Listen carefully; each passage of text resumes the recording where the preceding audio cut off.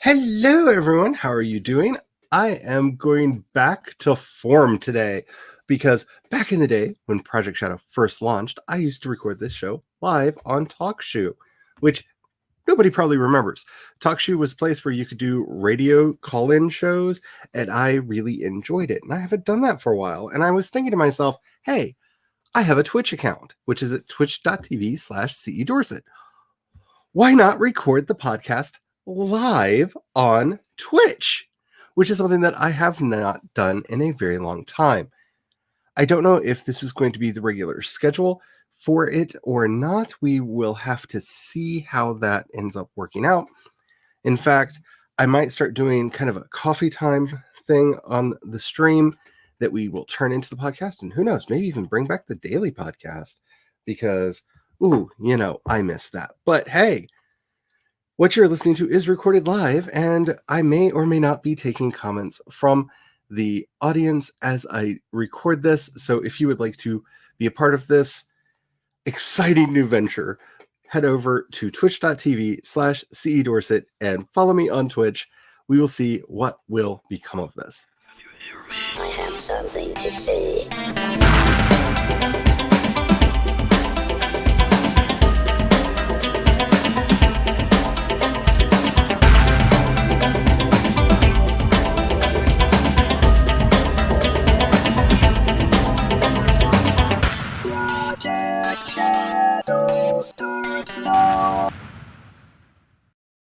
All right. So, hi. For those who don't know me, my name is Charlie. I write under the name of C.E. Dorset. I am a queer sci-fi fantasy writer, and I'm currently working on a space opera series that I'm very excited about. I do apologize for my voice.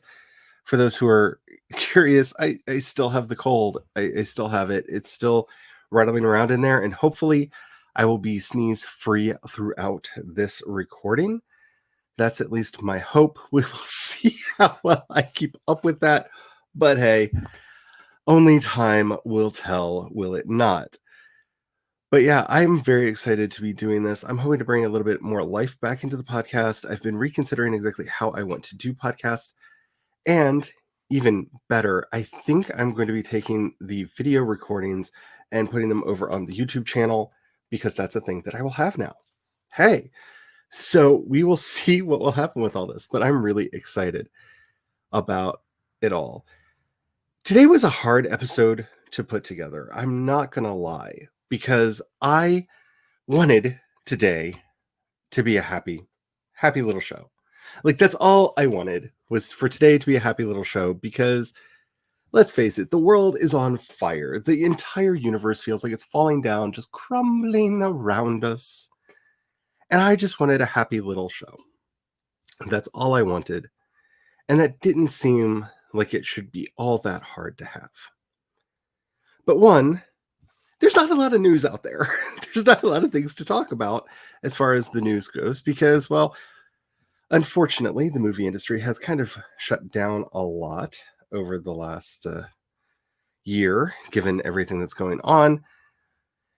And I don't cover rumors on this channel, as anybody who's been following the podcast for a while knows. Rumors don't really get us anywhere, and in fact usually get us our hopes up because we project into our rumors so that we will end up having something even better than what actually happens, and then we're disappointed with the final product when it comes out. So I'm not reporting on rumors. I don't know what's going to be happening with Ahsoka Tano.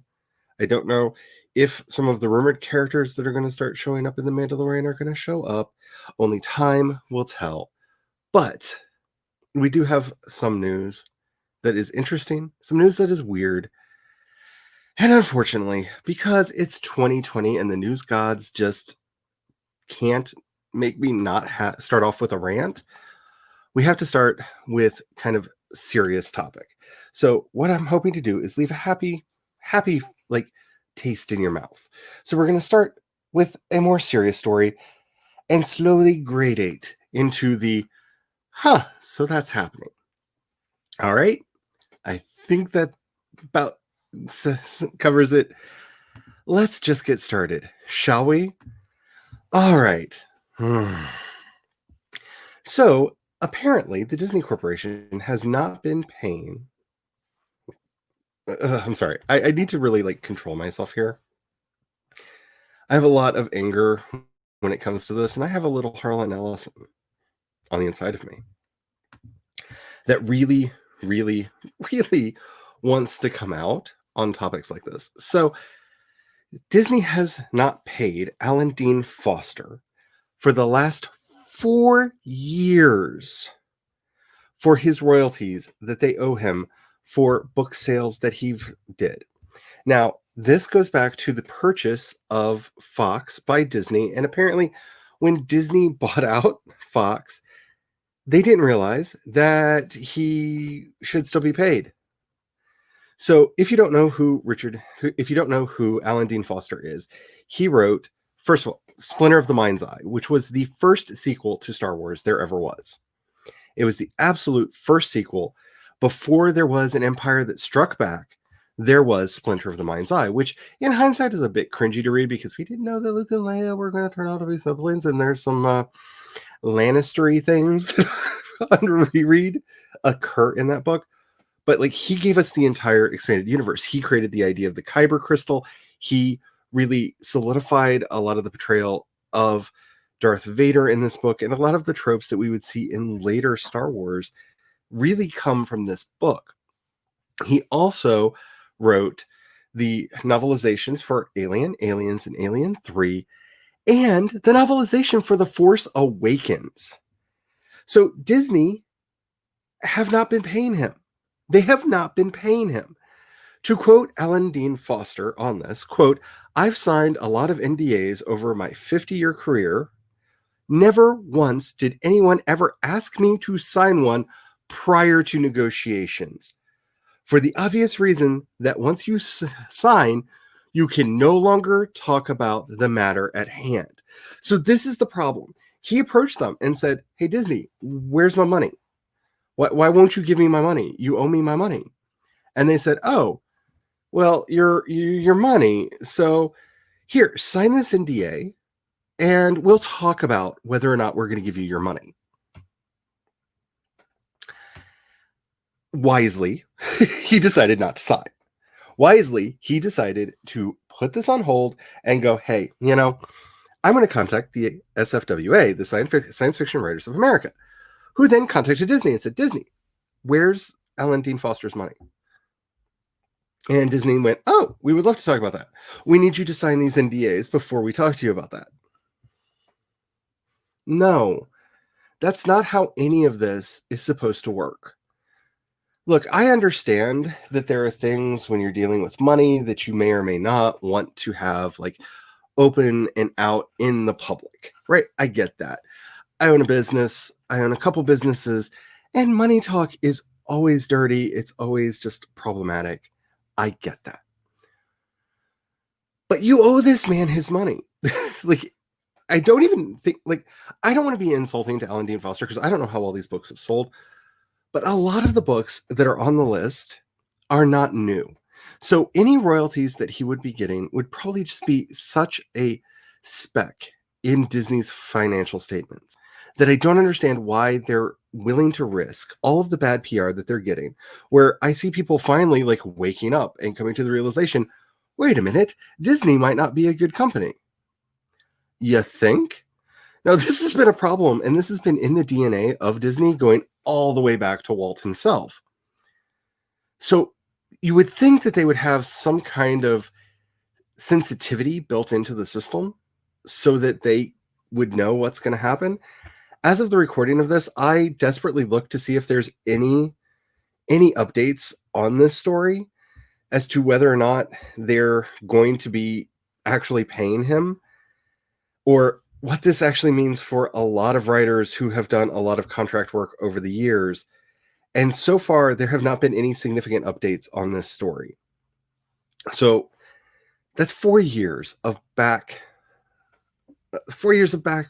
revenue that they owe this one person. And who knows how many other people that do not have the clout that Alan has to be able to get a large organization like the SFWA on his side.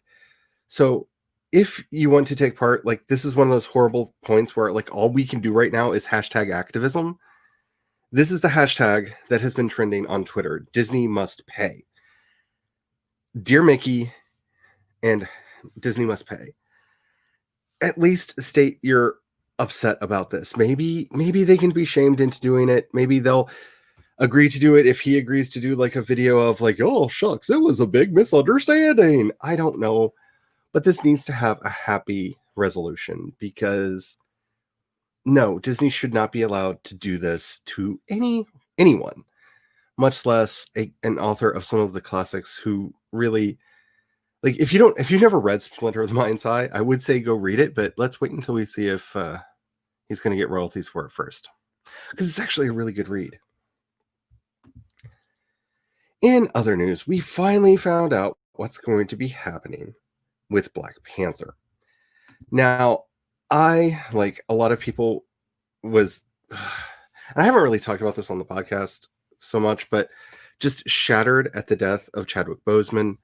It hit me so hard because for me, it felt like it came out of nowhere. I don't know if he was public anywhere really with like his ailments. I did not realize that he was sick. I did not think that this was a possibility. And so it really was a sucker punch when in the middle of every bad thing that's happened this year for Chadwick Boseman to die. And then comes the question that none of us wanted to ask. What about the movies? Because it's really in poor taste to think about it because, you know, human being died. But now it's been an appropriate amount of time. And while I'm not saying that we're all done grieving, because like I have not been able to rewatch Black Panther, even though I really want to, because I see Chadwick Boseman's face and like I tear up because like he was such a good guy. We now know what is going to be happening going forward with Black Panther 2. They are going to begin filming in March. At least that is their plans right now.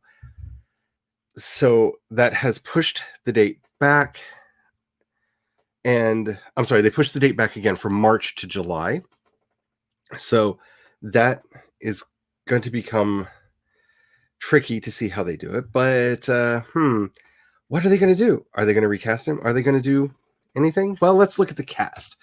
So, and I apologize ahead of time for mispronouncing people's names because I am bad at it. But you know, most of the original cast is coming back. Lupita is coming back. I'm very excited about that because I'm curious to see what they do with her, knowing where her character goes in the stories. Angela Bassett's coming back. But oh wait, what? What's this? What's this? Shuri is going to be the new Black Panther?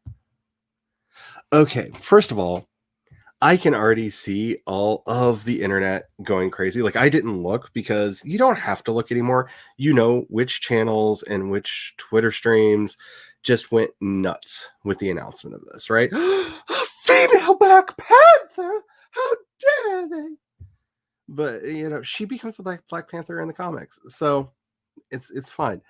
I'm more curious, and I am excited. Don't get me wrong. I'm very excited about this. I think I loved her character in the movie.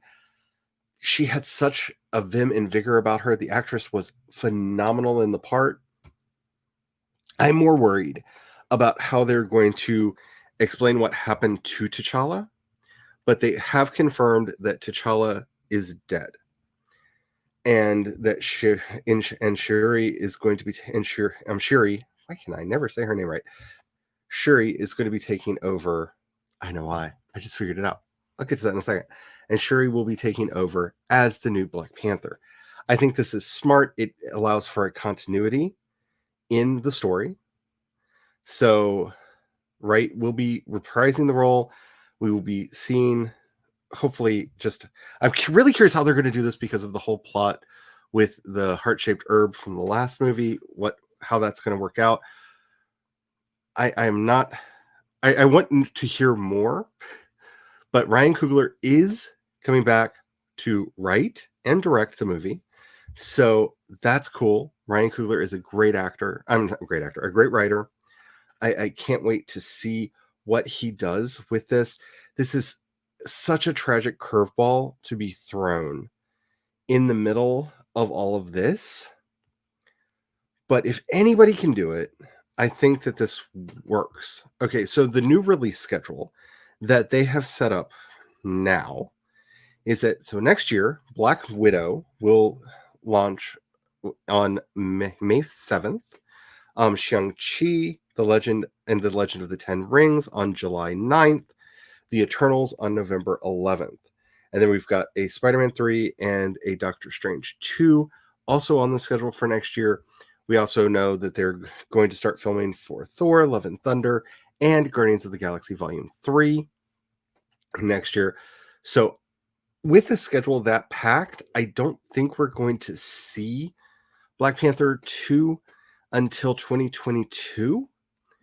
Because I feel like they would have announced that along with the cast update. But I think they made the right choice. And I love this franchise. And I have faith that Ryan Coogler will find a way through this. Because he's a really good writer. We also got an update on what they're going to be doing with Wonder Woman 84. Which, okay. Sorry, I have to take the glasses off for this one. I have mixed feelings about Wonder Woman for a lot of reasons. We could talk about Gal Gadot, but it's not the thing right now. The movie looks weird. This is a problem that Warner Brothers has been having with all of their movies. Okay, so Max Lord, great villain. Cheetah, great villain. I even think that the acting choices we see in the trailers look good. The special effects still don't look good. When they released that new announcement trailer, I would have thought that they would have fixed some of the weirdness of that shot, those shots at the end where Cheetah is like fully Cheetah. They did not. And that worries me for the future of this project.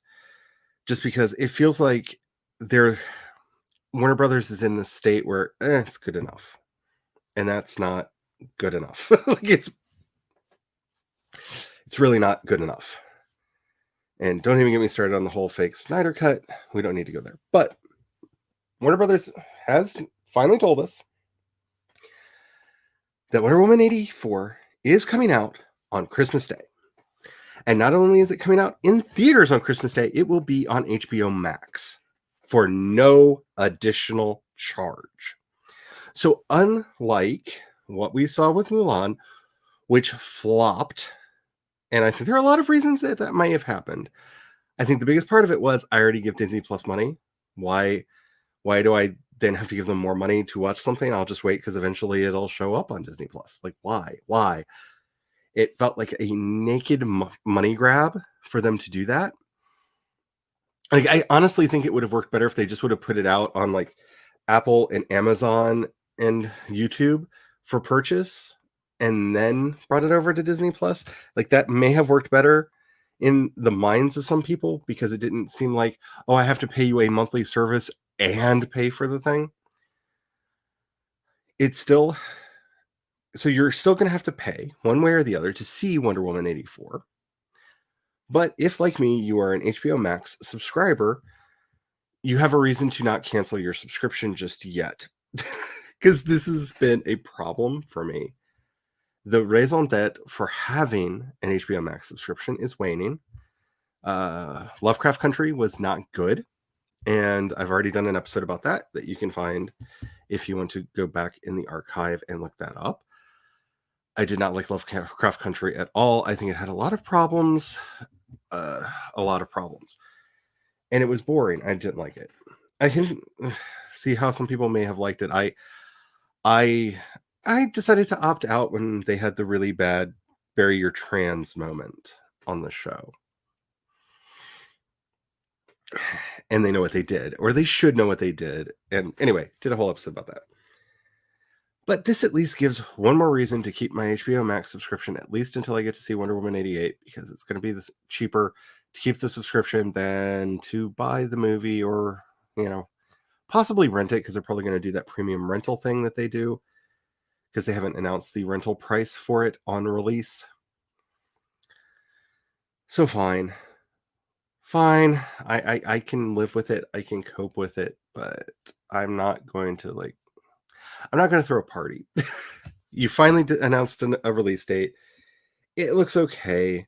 The first one was okay. I don't like that you brought her boyfriend back from the dead, but hopefully you have a good excuse for that because it was such a beautiful, poignant moment in the first one that's kind of been ruined because he's not dead now. But maybe there's a reason and that will make sense to me and I won't hate it later. Warner Brothers, why? Why can't you just make for joy? Why can't you just make for joy? That's all I want is for you to make for joy. Speaking of joy, and I'm not going to get into spoilers. I'm not going to get into spoilers. I want to get into spoilers, but I'm not.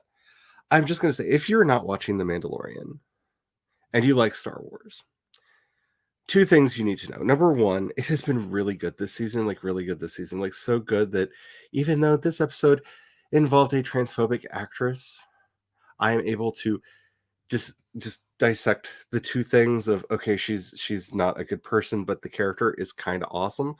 In my head, some people can't do that. I understand that. I'm not here to debate that, even though that was almost what the entire episode was about. But what I really want to talk about is Carl Weathers.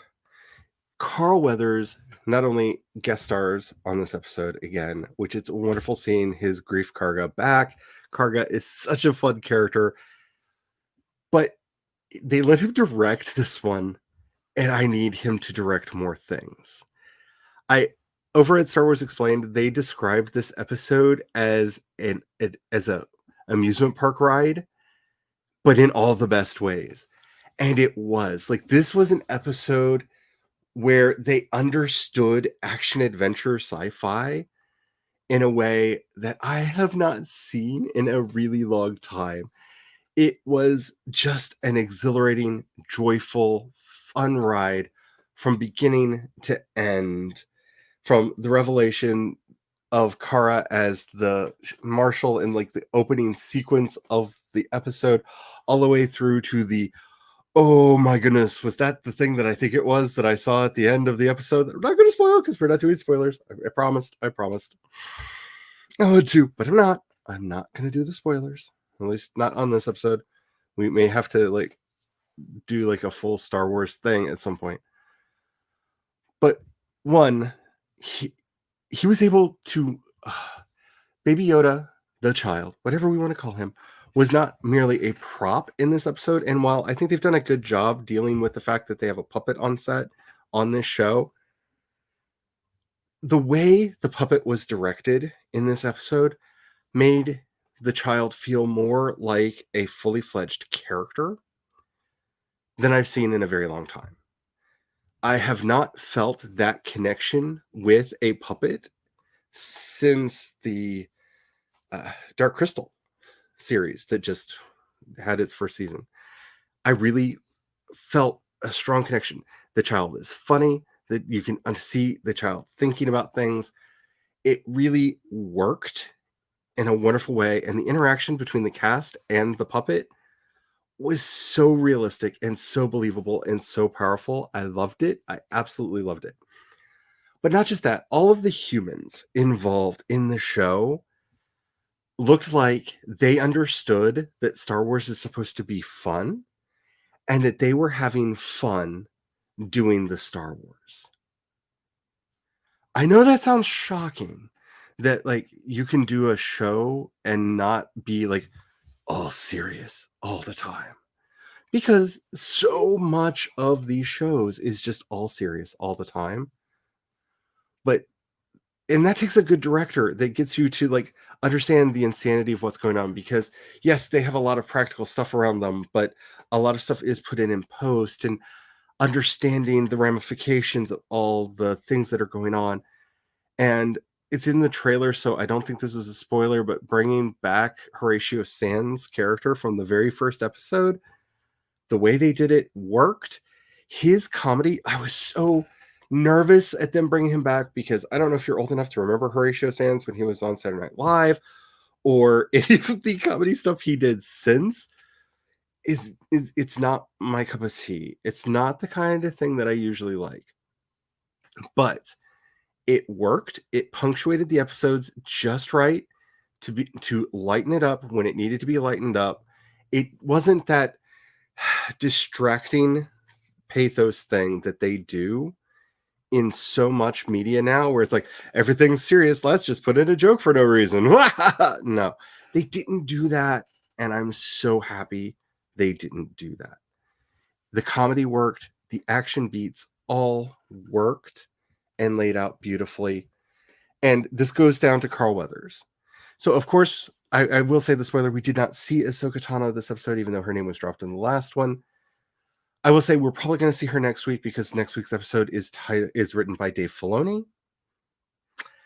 And if I was going to write Ahsoka Tano's big screen live action debut, and I know like it's still a TV show, but still, you're taking a character from animation to live action. That's a big step.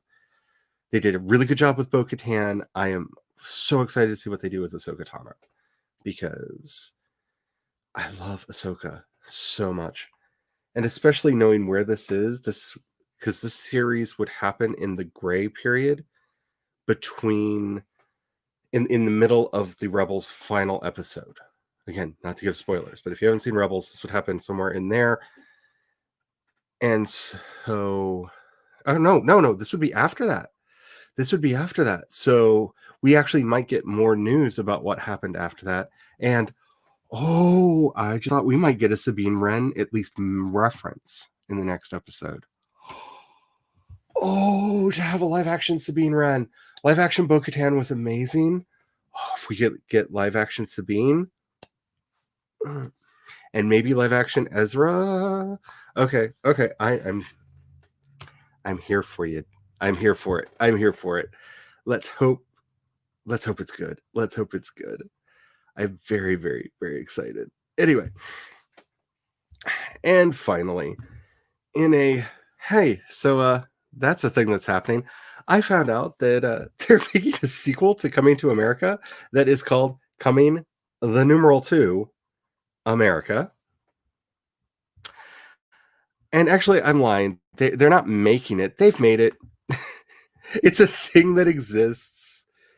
It's going to be coming to Amazon, of course, because doesn't this just sound like the kind of show that would end up on Amazon? Because Amazon Prime has the weirdest shows. And it's going to be coming to Amazon in March of next year. The original cast is actually coming back. Like the living members of the original cast are actually coming back. So we're going to get to see James Earl Jones and Eddie Murphy and like James Amos and Louis Anderson's even coming back. That would be interesting to see. They're adding like Wesley Snipes. Like seriously, Wesley Snipes? Oh my, okay. So Wesley Snipes and Leslie Jones and Tracy Morgan and Jermaine Fowler and Bella Murphy and like a bunch of new people to it. We have no idea exactly what the plot is. All we know is that for some reason, King Hakim is going to have to leave his Zamunda and go back to Queens for some reason, and shenanigans will ensue. Now, normally, you make a sequel like this to a movie that came out, what was that, in 88? Yeah, so in 88, that's a long time between movies. I would be a little concerned, especially because it's a John Landis movie, and John Landis movies are very particular things. So I would normally be much more concerned about this than I am, except for it's being done by Craig Brewer, who did Dolomite Is My Name.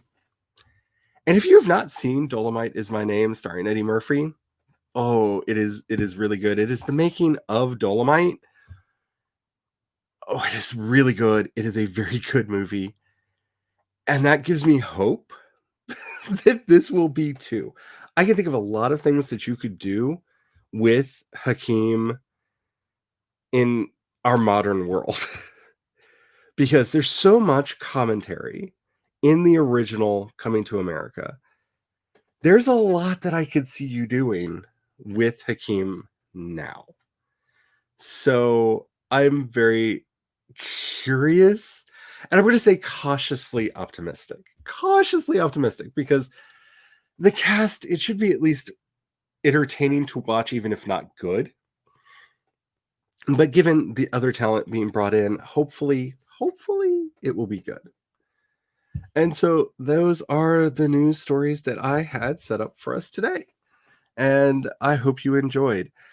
For those of you who are watching on Twitch, I am going to stream for just a little bit after I do my outro, but I'm going to go ahead and record the outro for the podcast now, and just so it's all recorded. So thank you so very much for being here and listening. If you have any questions or comments or topics you'd like to hear me discuss, in the show notes for the podcast, you will find a link to the voice message system. Keep it short, keep it clean so I can use it on the show. I would love to hear from you. I think they limit you to 1 minute.